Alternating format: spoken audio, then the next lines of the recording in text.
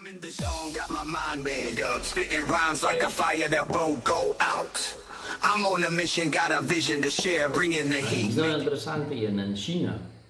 Macau. En laas het was hulle in China of hulle ooit was. Hulle was seker al. Dink so. Nie in my leeftyd van die UFC wat ek kyk.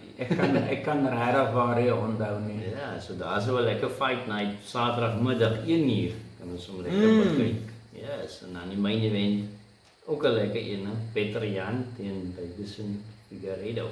The God of War versus No Mercy. Yes. Ek sien nogals uit na daai ene. Dis 'n gevaarlike Saterdagmiddag ene. Jy kan letterlik gou eet, die fights kyk, 'n slaapie loop vang. Nee, daar is rugby kyk na daai, dink ek. O ja, okay, die rugby kyk, vergeet van die slaapie.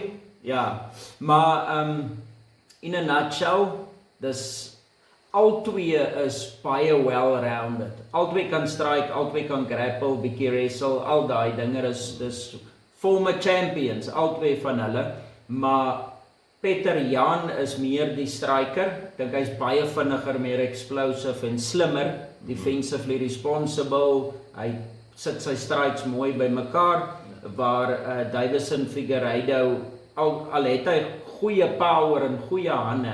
Hy's 'n beter grappler, hy sal die advantage daarso vat. So dit is maar striker versus grappler, nie grappler nie.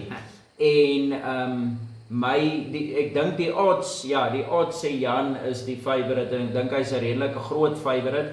Ek sal saam met die boekies, saam met die oddsmaker op hierdie ene gaan. Ek dink Peter Yan sal hom wen. En dan 'n laaste ding, Jan is 'n baie goeie 5 ronde vegter. Hy's 'n beter 5 rounder as 'n 3 rounder want hy vat stadig om jou uit te figure en af te breek. Goed, as 3 rondes is boem, dan is dit verby.